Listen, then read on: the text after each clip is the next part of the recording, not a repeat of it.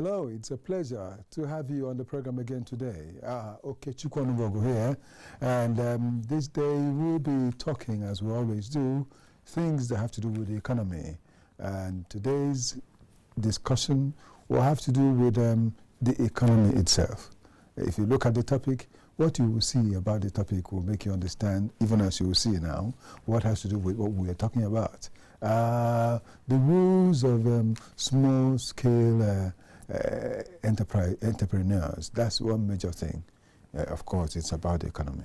So we want to discuss that. And so I have two entrepreneurs that will talk with me on the program today. And so we will know exactly what has to do with this and what is the solution that could be proffered or we could seek as the program goes on. Welcome again. We'll start first of all with a news beat, and after the news beat, we'll return back in here, and I'll start with my guests for the interview or discussion, as you may want to say. Welcome again. The Minister of State for Petroleum Resources, Gas, Ekperikpe Epo, has intervened in the ongoing scarcity of liquefied petroleum gas, commonly known as cooking gas, and vowed to take firm action against marketers found hoarding the product or exploiting consumers. This development came amid complaints from retailers about the disparity between the price offered by the Dangote refinery and the prices at which off-takers sold the product to the market. Recall that Alhaji Aliko Dangote had earlier threatened to begin direct distribution of cooking gas if distributors failed to cooperate with him to bring down the price. The chairman of the Liquefied Petroleum Gas Retailers branch of the Nigeria Union of Petroleum and Natural Gas Workers, Ayobami Olarinoye, explained that the Dangote refinery sold LPG at 15.8 million naira per 20,000 metric tons to off-takers and major distributors, who in turn resold the same quantity to retailers at prices ranging between 18.4 million naira and 18.5 million naira. Dangote refinery officials confirmed that marketers purchased the product from the facility at between 715,000 naira and 790,000 naira per metric ton, noting that a metric ton contained 1,000 kilograms. They further clarified that marketers picked up LPG from the refinery at 715 naira per kilogram. We don't control the retail price. According to PIA and NMDPRA, only the government can fix prices. We can only control what we sell at the refinery. If they sell at 2,000 naira per kg after buying at 715 naira per kg, there is nothing we can do, he said. It should be noted that this price increase started after a strike by the Petroleum and Natural Gas Senior Staff Association of Nigeria, which occurred during a disagreement with the Dangote refinery. Since then, the cost of cooking gas rose from about 1,000 naira per kilogram to around 2,000 naira per kilogram in some areas. Added to this high cost of cooking gas is the artificial shortage of the supply of the product. The International Monetary Fund, IMF, has warned Nigeria and other emerging economies to step up efforts to curb the inflow of illicit funds, which they refer to as dirty money, saying that they pose serious risks to financial stability, public trust, governance, and the country's global reputation. IMF Managing Director Kristalina Georgieva made the appeal during a civil society town hall at the ongoing IMF World Bank annual meetings in Washington. She noted that while the global economy has shown remarkable resilience amid a series of shocks, many developing countries remain vulnerable due to weak institutions, mounting debt, and low fiscal transparency.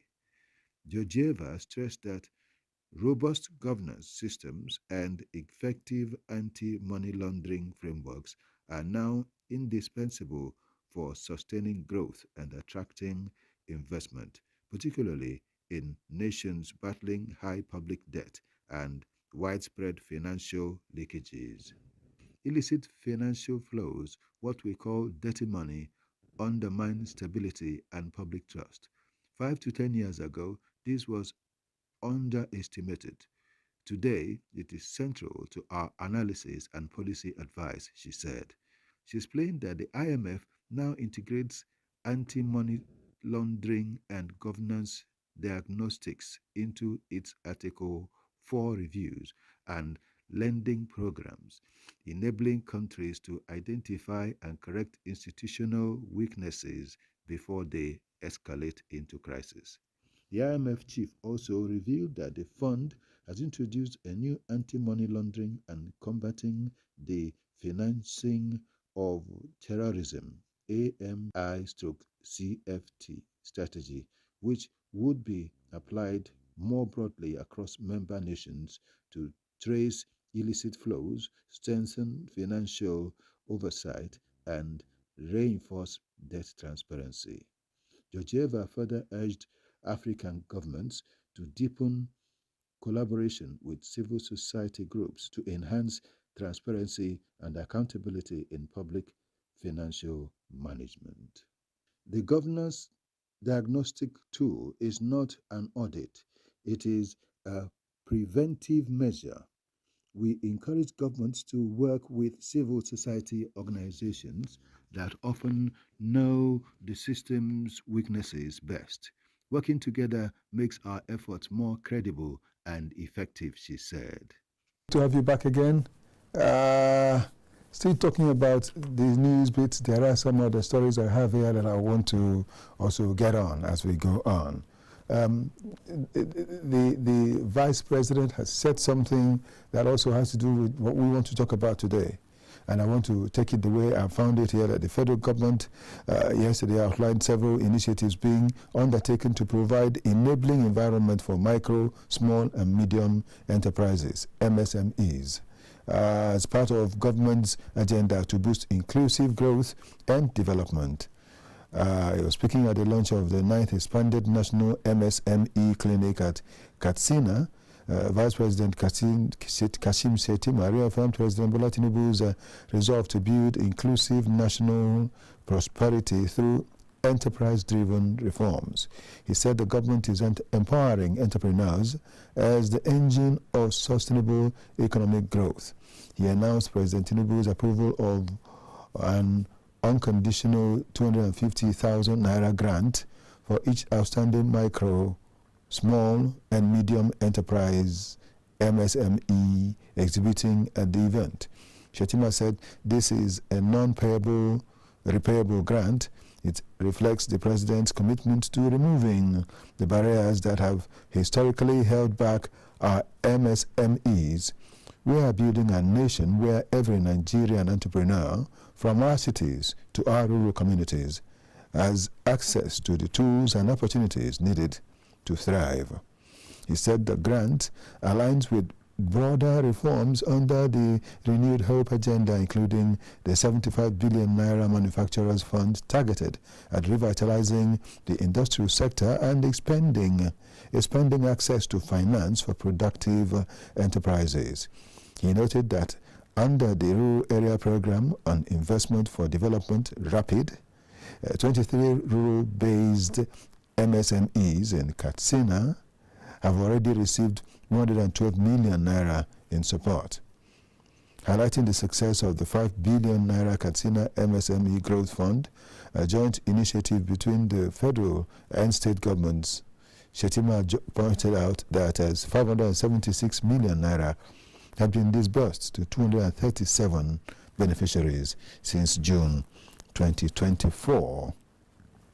Again, NEL Fund opens loan application portal for a new academic year. The Nigerian Education Loan Fund, NEL Fund, has announced the opening of its students' loan application portal for 2025-2026 academic session.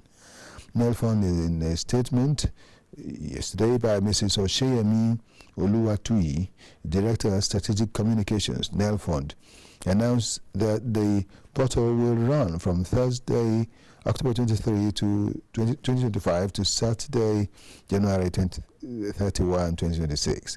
NELFund encouraged institutions to update and upload all verified records of both returning and newly admitted students on the NELFund Student Verification Portal as an essential step for students to successfully apply and benefit from the scheme.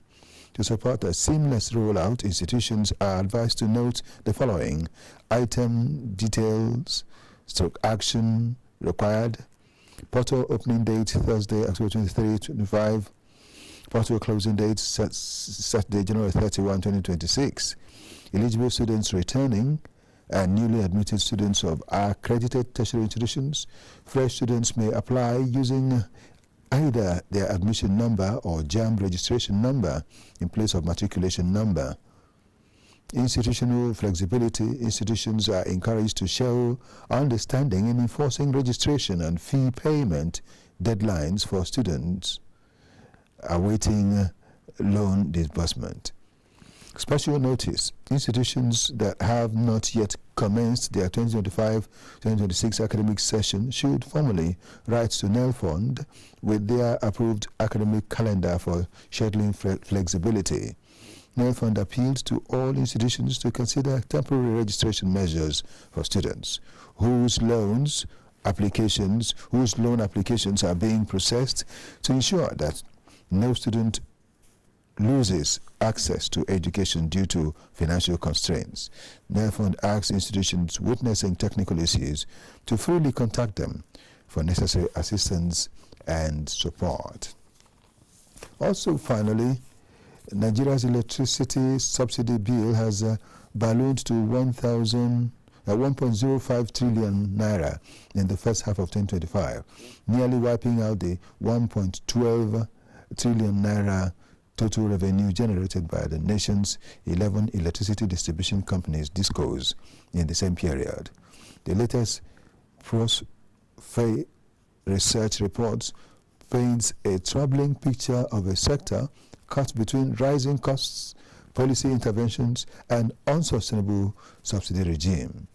The subsidy meant to bridge the gap between cost-reflective tariffs and what consumers are allowed to pay reflects Nigeria's persistent struggle to balance affordability with economic reality.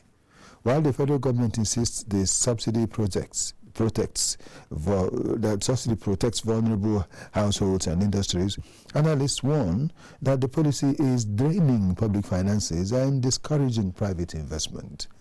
Analysis by ProShare research showed that DISCO's revenue collection grew from 720 billion naira in the first half of 2024 to 1.12 trillion naira in the first half of 2025, boosted by the tariff adjustment for Band A consumers and improved collection efficiency, which rose to 76.07%. Yet, subsidy costs climbed in tandem, rising from 1.01 trillion naira in the first half of 2024 to 1.05 trillion naira in the first half of 2025. Liquidity constraints remained acute. For every 100 naira billed, about 25 naira is lost to poor remittance, consumer dissatisfaction, and electricity theft. Industrial giants such as Jakuta Steel reportedly made no remittance for power consumed in the second quarter of the year.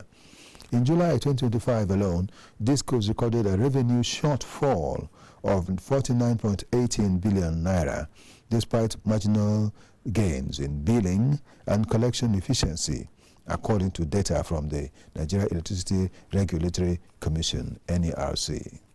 The gap was driven by the difference between the allowed average tariff of 116.25 kilowatts, naira per kilowatt, 116.25 naira kilowatts per kilowatt, and the actual average collection of 89 naira 30 kobo per kilowatt.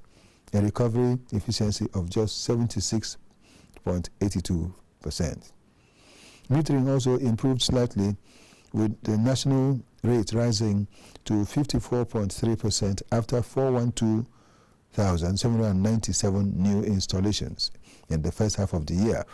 Still, about half of Nigeria's 11.8 million registered electricity consumers remain unmetered, perpetuating estimated billings and widespread discontent.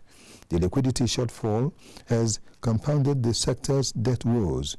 Generation companies, GENCOs, recovered only 28% of their outstanding debts in 2024, while total unpaid obligations have soared beyond 4 trillion naira, including 2 trillion naira owed for 2024 supplies and 1.9 trillion in legacy arrears.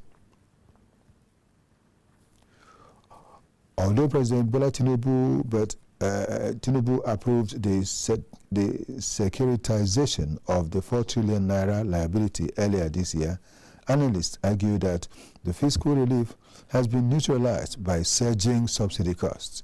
Power generation remains stagnant at 5,396 megawatts as of June 2025.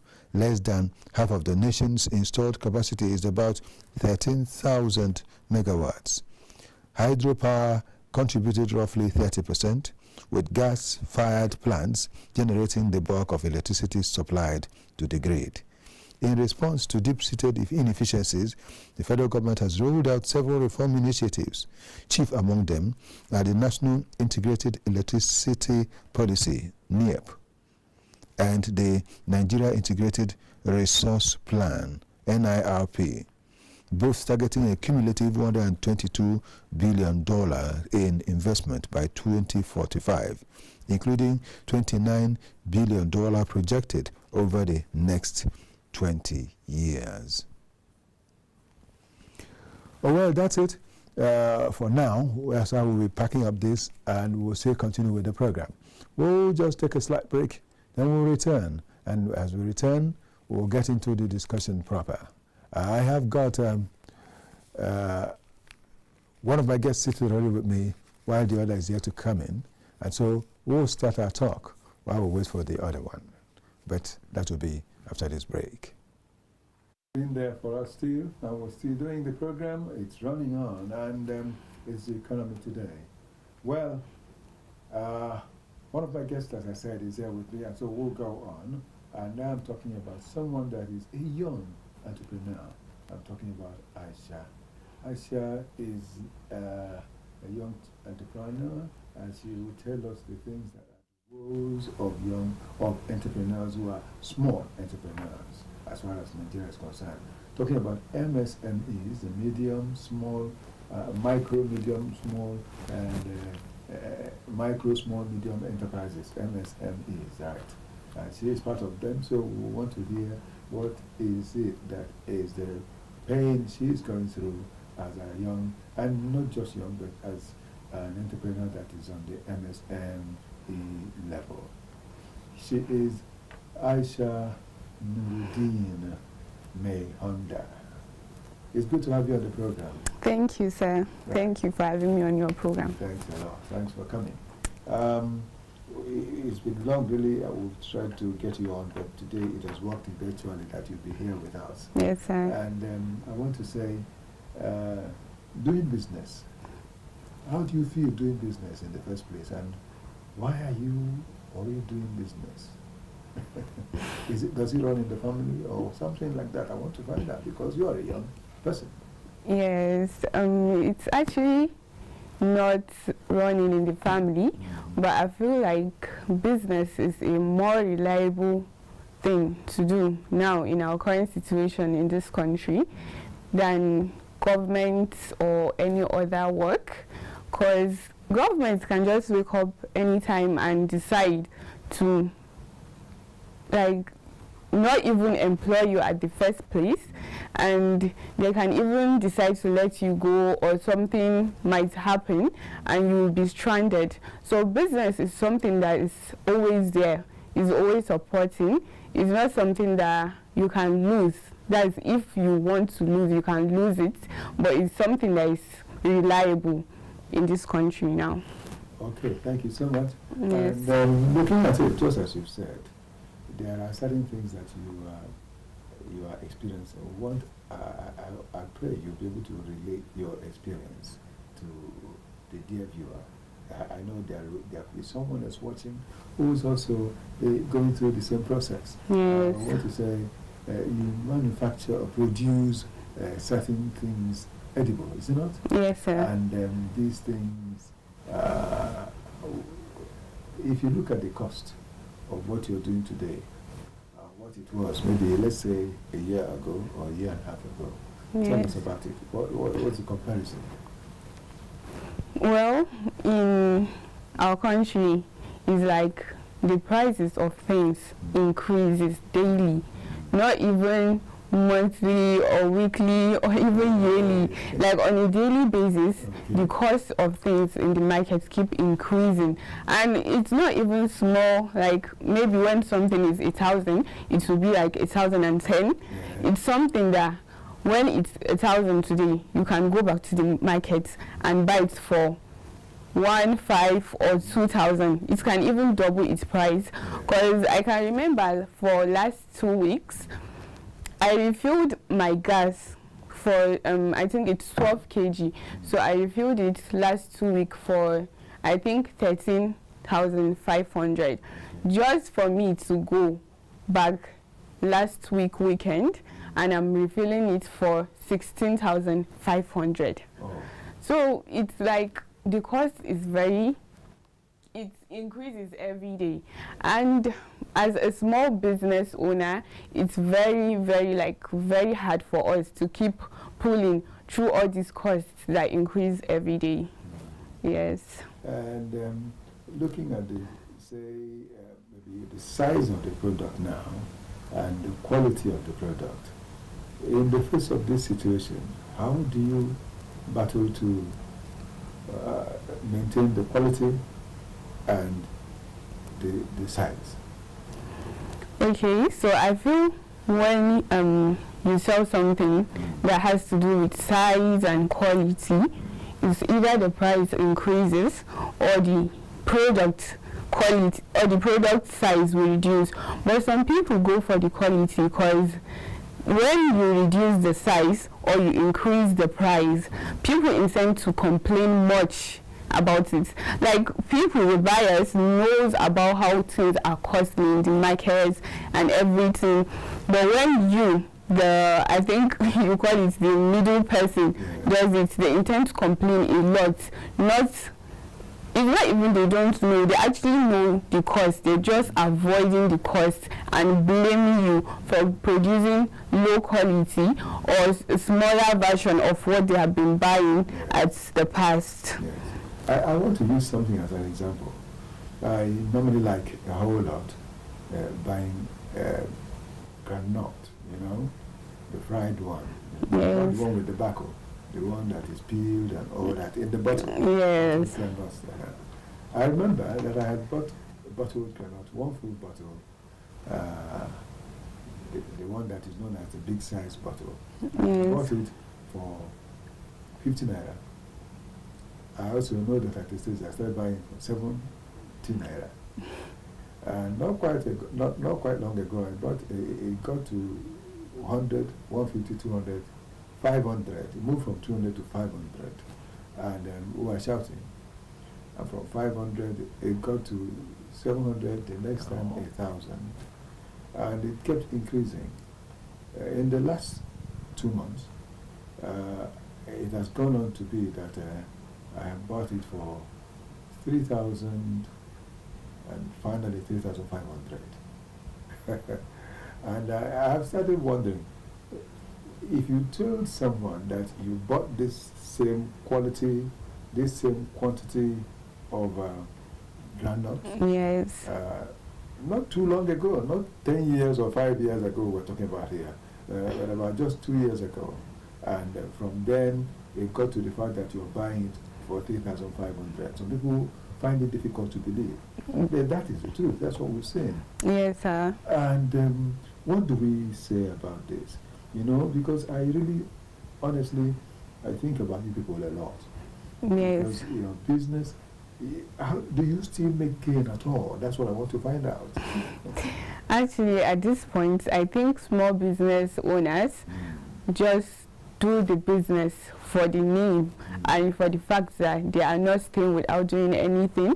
But the gain is not something that you will be trying so hard to get, because due to the increase of price of things in the market, and you want your product to be as good as before, because when your product lacks quality, people intend to move to another. You have competitors every day. You have competitors. So if you try hard for your products to be as good as they were or more than your other competitors, you intend to lose your game a lot. You even start increasing your own personal money into your business money, which I think is not something gaining or something to be even doing, because it's like, it's not increasing for you, it's pulling the one you already have. Yes, sir. Okay. Look, as we had in our newsbit, there is this story that the federal government has outlined several initiatives being undertaken to provide enabling environment for micro, small, and medium enterprises as part of government's agenda to boost inclusive growth and development. And it was the Vice President, Kashim Shettima, Yes. that was talking about this thing. He went to Katsina State and talked about it. Looking at all that, there are certain things the government has said, because he said that this administration has approved an unconditional 250,000 naira grant for each outstanding micro, small, and medium enterprise exhibiting and that Katsina program. And I start thinking, those ones that excel, the ones that become the best in what they are doing, that's the ones that will receive the grant. The ones that are referred to outstanding, they are the ones that will receive the 250,000 grant. And that grant, of course, the grant is not supposed to be paid back anyway. Well, some grants are paid back, are repayable anyway. But he is saying that in this case it's a non-repayable grant, and that they have a hope of continuing to do things like this. That the Renewed Hope agenda has included the 75 billion naira manufacturers fund targeted at revitalizing the industrial sector and expanding access to finance for productive enterprises. How much of this comes to you as an operator in the MSMEs today? What I'm trying to say, is it really easy for people operating in small businesses, medium and micro businesses in Nigeria? Is it easy to access these loans? I honestly don't know about it. Maybe it's a new news that was out or something like that. But I think not every small business owner would be able to access the loans or the offers. Like you said, the outstanding ones. What about the ones that are not even, like the ones that are not known? Because they are not even able to attend that conference. That is it. What about them? Many of them still. Many. I think there are even more than the outstanding ones. So I think they should do more of the smaller business owners than the outstanding ones. Because when you say outstanding, I think they are on the way of leaving the small business. Exactly. Yes. Okay. Now, there is something that he said, that under the Rural Area Program on Investment for Development, that is referred to as RAPID, Rural Area Program for Investment, for Development, and on Investment and Development. Now, if you look at that, he mentioned that the MSMEs in Katsina have already received 112 million naira in support. Those ones in Katsina, and they're supposed to be a national thing. Okay. So that they have received in Katsina this amount of money, then shows that it should also be received in other states, including the FCT. Yes. I want to find out, has anybody come to you people, to you small-scale business fellows, to educate you on this kind of loans or grants that would eventually get to you if it continues? Have you been receiving such education to that effect? No, I've never, okay, I would say there's this time when I was in school, there's this program that was going. So they will come to a school and they will pick a small business owner from each department, maybe one or two, to attend the program. Then they will educate them on how to build their business, how to make it more productive and everything. So I think government should make use of these programs more often and for more people, because honestly now every student and every young person is into business, small or big businesses, because there's not even government work to go, so it's just that business that is supportive to people now. So I think they should pick more people and they should go to the rural areas that they mentioned to see, because when we are talking about small businesses, even people hawking on the road are included. Yes, even the ones that are sitting beside the streets are included. So not the ones that are outstanding, they are known for their business, are the ones needing support. The people on the streets that are thriving and making it very possible for them to do that business, to survive with it, I think they also need this kind of support. So I think the program should really focus on the small business owners, the ones that are outside on the streets, making it possible for them. Thank you so much. Talking about the micro, small and medium enterprises and working on achieving the required goal and desired goal is important. Yes. As we go on doing this, we will not forget to say thank you for the fact that you found time to come here. We will still share with you. Honestly, it's so good to know that young people are doing businesses and results are being achieved. So that talking about the fact that there is now less reliance on government, whatever it is that the government has, as against what it used to be, that people would always wait on the government to come and bring whatever for them. Yes, sir. Today, the story is different. Yes, sir. Today, the story is different. Now, Asha, there are other young people who could be even younger than yourself, some who are still about the same age with you, and they are doing businesses, and they are looking at what's going on. This is an opportunity. Please, how would you advise them and talk to them about the fact that maybe do we say that the white-collar jobs are no longer there, or they are not easily found these days? They are not. Everybody is even aware of it. Yeah. So what's your advice to such people who want to be like you tomorrow? Yes, sir.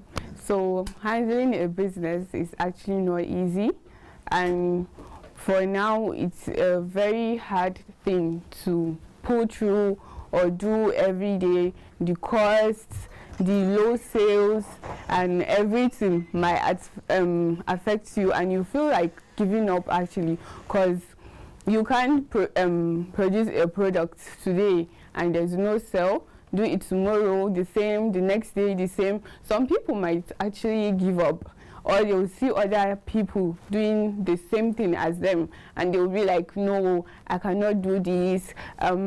So person is doing, like you said, the outstanding ones. Yes. Maybe you want to do something like their own, and you'll be like, no, I cannot do it because these people have already achieved everything with it, who even look at my products or something like that. Yes.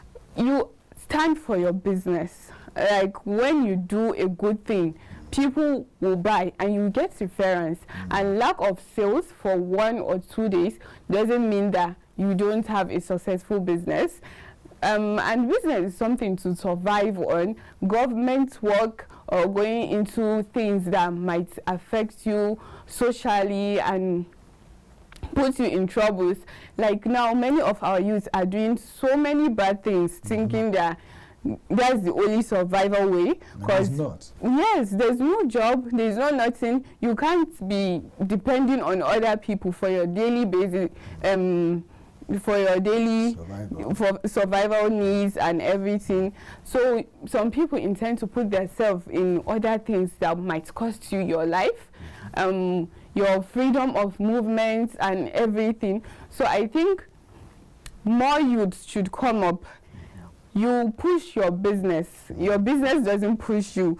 When you see people, outstanding people, doing things, getting sales, being known in the whole world, they actually started from a smaller place like you. So you push your business to be like them or even more than them. So I'm advising people like me or people that want to be like me to actually go for their businesses and do well to survive on it and put more effort. Even without the sales, there are sales actually. So there's no how you do business and you won't get anything.